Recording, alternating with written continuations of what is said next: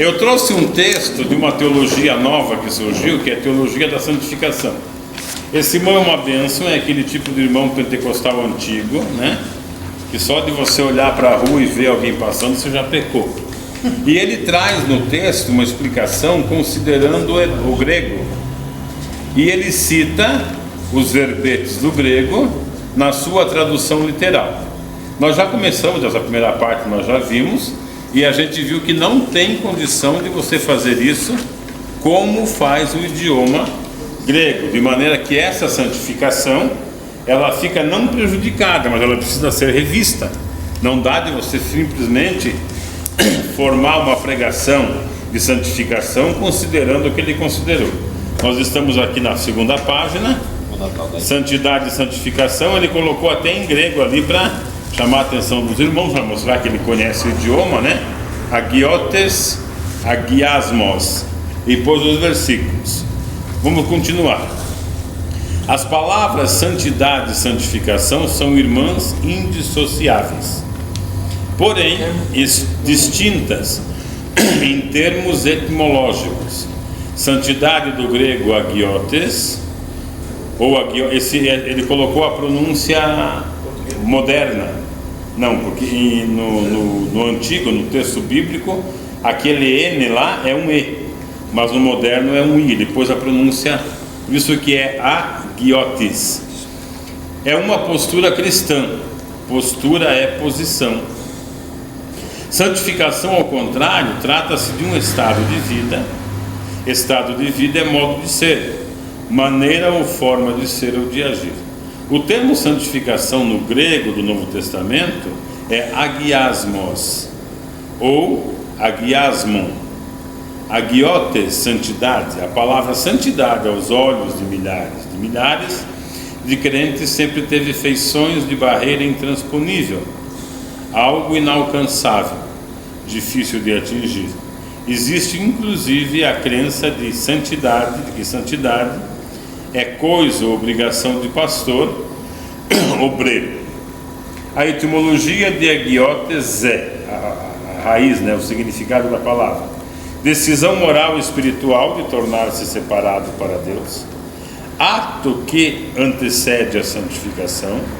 Santidade antecede a santificação. Ele pôs aqui: aquilo ou aquele que não pode ser violado ou profanado, decisão de viver segundo os preceitos sagrados. Aqui nós temos algumas verdades e algumas impossibilidades, né? Porque santidade, ela é o substantivo, ela é a coisa em si, e santificação é o ato de se alcançar a busca, essa santidade, a busca. Não, a busca é a santificação, na verdade, ela é como ela vem de santificar. Ela também é um substantivo, só que ele é de qualidade, né? Ele é como se fosse um adjetivo. A santificação é uma busca diária. Uma busca diária. O resultado da santificação é a santidade. Pois é, então ele faz uma inversão, por quê? Porque ele traz, né, para quem não leu o texto, seria bom dar uma lidinha rápido, uma interpretação radical de que ser santo é ser totalmente separado, cortado, desarraigado, consagrado. Alienígena. Aí nós vamos ter o probleminha que tem as igrejas pentecostais, quer dizer, tinha, né? Hoje já não tem tanto mais. Mas logo que eu me converti, há 35 anos, você era separado das demais denominações, porque você se julgava santo, puro, corretinho, direitinho, homem de Deus, ungido de Deus, homem de jejum, homem de oração, homem de tantas coisas. E você ignorava os teus irmãos. Mas isso era ensinado por causa da santidade pura. Nós, na igreja em que eu nasci, nós não podíamos cumprimentar nem as irmãs. Para você cumprimentar uma jovem da mocidade, ou ela teria que estar acompanhada dos pais, ou de um obreiro, de uma obreira conhecida na igreja. Se você a cumprimentasse sozinha na rua e alguém visse, você tinha 3 meses de suspensão por quebra de decoro parlamentar. Mas ouvindo essas coisas, para mim que vim assim já meio tarde para o Evangelho, mas a gente entende alguns acontecimentos nos dias atuais, do comportamento de irmãos e irmãs, que acho que que vieram desses É ensinamentos. verdade. Então, veja só, esse tipo de santidade, ele é farisaico, no sentido pejorativo da palavra. Ele é hipócrita. Eu sou mais do que você. Toda vez que você olhar para um irmão, mesmo que ele esteja lá na lama, e você na montanha, você achar que você é mais, você pecou, irmão. E se você não pedir perdão desse pecado, ele vai atrapalhar a tua salvação. Porque o orgulho é o maior pecado da humanidade. E foi no orgulho que Satanás, quando a Bíblia fala, para que não caiais na condenação do diabo, ela fala de orgulho. O orgulho é o pecado para a morte. E ele envolve avareza, ele envolve um monte de coisa, ele não é sozinho. E ele é maligno, porque ele nasce aqui mesmo eu sendo Jesus. Você não viu o cidadão lá? Bom mestre. Ele diz, mas por que você me chama de bom? Eu não sou bom. Jesus não dava brecha. Bom é só Deus. Então a questão é essa santidade que ele prega, né? A inversão lá tudo bem, mas esse ser o fulano, ele é antibíblico, né? Na realidade, não tem como você ser um santo igual a Deus, a Jesus. Seria Você é santo porque eu sou. Aí entra a ideia do sem Jesus. Você vive. Porque as pessoas não entendem que se isso fosse possível ao homem, Jesus não precisaria ter morrido. é lógico É porque é impossível de nós alcançarmos que ele morreu. que ele morreu. Ele alcançou por nós. Santidade, portanto, olha a conclusão dele, é o ato prévio que antecede a santificação. Começa a santidade para a santificação. Posso? Não pode. Não, mas o que é o Papa? Às vezes Não, interessa. porque ele falou que para o homem é impossível, só que eu falei que como Jesus veio em carne e osso, ele veio mostrar que para o homem é possível, só que o homem não consegue. Não. A ideia de Jesus não foi essa. Aí tem uma inversãozinha. Na verdade é possível o homem se santificar, Nele. mas só em Cristo. Sem Cristo não Se dá. ele não viesse, não teria O dado homem não certo. tem chance nenhuma. Não, mas é na humanidade que Jesus conseguiu vencer. Pois é, Marcos, ele fez Nós isso. acabamos de ler Jeremias 31, eles invalidaram você porque eles não conseguiram. Entenda-se uma coisa. Jesus conseguiu porque nós não iremos conseguir. Não há essa possibilidade em nós. Não existe. Não, eu tô dizendo, nós não conseguimos, mas a humanidade consegue. Na humanidade, que Jesus conseguiu. Não, ele entendeu, só que ele não está sabendo explicar. Nós só podemos fazer isso em Jesus. Em Jesus, Porque, digamos, claro. se Jesus não tivesse vindo, mesmo a gente seguindo os exemplos, né? Isso. Não, isso aí eu entendi. A gente não consegue ser como ele. Não. Porque ele não odiava. É como diz o padre Zezinho, né? Um certo dia. Como é que é? Mas essa questão da humanidade de Cristo é que muitas vezes as pessoas enroscam. Que vendo isso é que se criaram essas regras de santidade, o que Cristo conseguiu. Agora nós não podemos de forma alguma, nós somos elevados a Cristo por Ele mesmo. É verdade. Nós só somos elevados ao nível dele por Ele. Há essa dificuldade. É o que nós, Paulo né? disse, porque para Ele, por Ele, porque dele, por Ele, para Ele são todos. Então é só por Ele, não tem atrás. E a gente não consegue ter aquela, digamos assim, santidade que ele deu, tanto na bondade. É por isso que a nossa vida tem que ser uma constante petição de perdão e de graça e de força para que nós consigamos nos santificar. Essa santificação, ela está longe ainda da santidade, né? Ele inverteu aqui o estudo. Então nós poderíamos. Não, nós até podemos em Cristo, mas sabe por que nós podemos? Porque pela sua misericórdia Ele nos perdoa. Senão, não. Se Ele não fizesse isso, nós estaríamos fritos, Aí, Não tem chance. né? não entendi isso. Você entendeu? Vamos mais um pouquinho aqui. A santidade, portanto, é o ato prévio que antecede a santificação. Prestemos atenção nisso. A santidade antecede a santificação. Trata-se de uma postura pessoal do crente no Senhor Jesus. O termo postura do grego, esquema, significa atitude, porte, jeito, feição exterior. ponto de vista, maneira de pensar e agir, posição do corpo ou de uma parte dele, modo de manter o corpo ou de compor os movimentos dele. Prestem atenção na posição única dos verbos combater, subjugar e reduzir, nos versículos 24 e 27 da primeira carta de Paulo aos Coríntios. Nós vamos ler, só que ele inverte de novo, porque toda essa postura, né, todo esse comportamento do cristão que deixa as coisas do mundo e deve praticar as coisas de Deus, ela só é possível com essa ajuda do Espírito Santo, com essa conquista diária, com o conhecimento da palavra e com esse crescimento espiritual que vai levar a uma santificação. Então ela não é posterior, né? Você precisa de força. O homem natural não consegue fazer isso, e infelizmente muitos crentes também não, né? Pastor Xavier, só um minutinho. Essa questão de santificação que ele traz aqui é a ideia de muitos crentes de que por esforço próprio se consegue salvar. Se consegue salvar.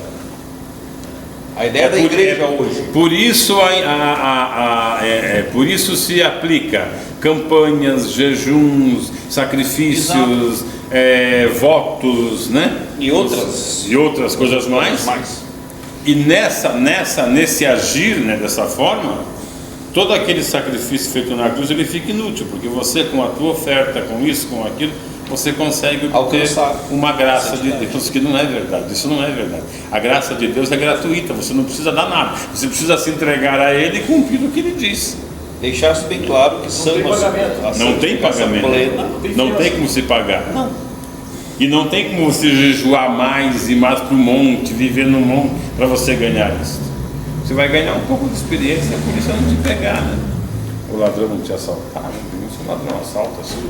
Não, e uma coisa, os exemplos que ele coloca aqui, trazendo... Tia, põe uma cadeirinha para ela, para mim, mal. Trazendo os discípulos, os apóstolos, aí do ladinho aqui, ó, do teu ladinho. Ao centro da discussão, Paulo, Pedro e outros mais, João, essas pessoas só puderam fazer isso ao estarem com Cristo.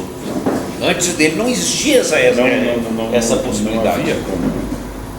Não há como você fazer isso. Então veja só, essa teologia da santificação, ela é uma coisa muito radical e não é aplicável biblicamente. Só dele puxar raízes do grego para tentar aplicar o negócio, nós vimos no comecinho, nós vimos na outra palavra que nem consagração. Ele pega a consagração aqui, como usaram os textos em hebraico e em grego, onde era consagrado o altar e ficava na casa de Deus. Aquele altar estava ali para aquele serviço.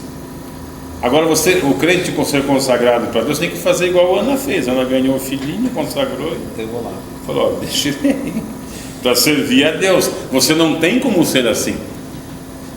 Você tem que por essa santificação administrar a tua vida diante de Deus, na igreja e em todos os lugares onde você participa, como pai, como irmão, como filho, como cidadão, como pastor, seja lá o que você for. Xavier, só uma questão. Mas se esse companheiro que fez esse comentário, que trouxe essa matéria, ele esquecesse a velha aliança e buscasse no Novo Testamento embasar essa teoria, esse comentário dele, onde é que ele ia terminar? Porque se você associar, eles vão achar Samuel consagrado ao Senhor, vão achar Sansão, vão achar Davi, vão juntar todas as coisas erradas aí. E deu uma sugestão aí. Mas a questão é o seguinte: como é que vai se trabalhar isso na graça, na nova aliança? Porque os mandamentos da nova aliança, as ordenanças são diferentes.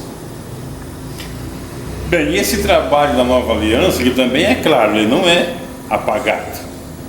E ele o que ele vai mudar um pouquinho e vai mexer se nós aplicarmos realmente como deve ser aplicado? É no nosso modelo de culto, que acabou interferindo na ação dos crentes, que ao invés de cultuar, não cultuam, fazem outra coisa, menos culto. Parecido. O que a igreja nessa salvação, nesses homens que receberam o Espírito, o poder, dom da palavra e tantos outros, o que se esperava deles? que cada dia aprendendo deixassem a velha vida, vivessem em novidade de vida e anunciassem aos demais essa nova salvação. Isso durante o seu dia de trabalho, durante a sua vida em casa, com os vizinhos, na Câmara dos Deputados, na Assembleia Legislativa, né? Dava-se um testemunho, falava-se dessa palavra regeneradora, e no final da semana, quando fizesse um culto, viriam esses irmãos, né, para trocar ideias, para um orar pelo outro, para se aconselhar na palavra, para agradecer a Deus pelas bênçãos recebidas, enfim. Essa é a vida consagrada que a Bíblia exige. Ela não é aquele sentido de exclusividade no tempo, porque nem tempo temos mais. É uma palavra inadequada para a igreja hoje, né? Então ela não é essa exclusividade. Esse cidadão é crente porque ele é o diácono dessa igreja, ele cuida dos bancos, das paredes. Não. Essa santificação, essa santidade, essa consagração, ele deve viver em cada repartição onde ele estiver, respeitando as leis do país e os ensinamentos bíblicos. Então como é que seria isso? Seria um homem de Deus, né, a quem Deus outorga todo o ordenamento da igreja, que iria testificar e depois comungar com os seus irmãos. Esta é a vida consagrada. E daí só ter cuidado com as circunstâncias, porque tem horas que dá vontade de você xingar, mas você tem que avaliar que você não pode xingar, você é cristão. Então, santidade aqui, você pegou o físico. Ter o cuidado, ele na verdade baseou-se, como eu disse o pastor Israel, no Velho Testamento. Vamos por aqui, isso está consagrado. Trouxe para cá de uma coisa, não há. Era o que Paulo fazia. Paulo fazia isso, digamos assim, mais explicitamente, porque Paulo não tinha esposa, mas Pedro também fazia. Pedro tinha família, então ele era o crente na congregação, ele era o crente lá no meio, no Pentecostes, quando ele faz a pregação na igreja. Essa seria a santificação. Essa é a santificação, né? Isso termina nisso, não é nada mais do que isso. Não é a questão de você estar segunda, terça, quarta, quinta, todos os cultos de oração, você ora 3 horas, você jejua 10 dias por semana, porque jejua bastante, né? Então não é isso o contexto. Só que o nosso culto, né? Não fugindo teria dos... também, né, Hã? Não teria problema também a pessoa viver assim, né? Não teria problema desde que ele com isso não se justificasse. Mas porque o problema disso é se eu venho, se eu frequento, eu me acho melhor, não, eu sou mais. Outros, né? é o resultado disso. O resultado disso tem de ser bom é mal. Essa questão, só interrompendo aqui, às vezes você ouve essa mensagem assim, que o fariseu jejuava 2 dias por semana, que ele se justifica para Jesus, né? Eu jejuo 2 vezes por semana, 2 dias. Aí Jesus veio e falou que se a nossa justiça não exceder do fariseu, de modo nenhum entrareis no céu. Eu quero saber essa questão do pastor. Nesse caso se aplica para nós também? Se aplica, mas não é exceder ser o dobro do que ele fez. Não é nesse sentido. Ela está nessa apostila que eu te dei aí. Que agora nesse... Eu já ouvi mensagem assim, eu falo assim... Imagina, escuta só, os fariseus, eles batiam no peito, se vestiam muito bem, eles faziam tudo o que a lei mandava, menos o que Deus mandava, e eles se achavam melhor por isso. Para nós exceder nesse sentido, nós teríamos que ser pior do que eles. Xavier. E não é isso que Cristo diz, né? Quando ele fala da justiça, é porque praticamente eles eram injustos, eles não tinham justiça. Eles pensavam em fazer o bem e ser justo, baseando na lei uma coisa que nem eles cumpriam. Então, na verdade, se a justiça de vocês, se a justiça não exceder aqui, porque eles não faziam nada na verdade, eles só apontavam, eles pensavam que faziam. Então, de maneira nenhuma vocês vão conseguir, mas não é esse dobrar. A igreja onde eu nasci aplicava-se isso só. Eles fizeram até a carteirinha, o Ministério do Jejum, né? 2 jejum por semana você estava fraco. Acho que 1 já estava desviado, 3 estava bom, 5 você era homem de fogo, né? Tinha as estrelinhas que eles marcavam. Então você veja que a que barbaridade chegou. Agora uma coisa interessante.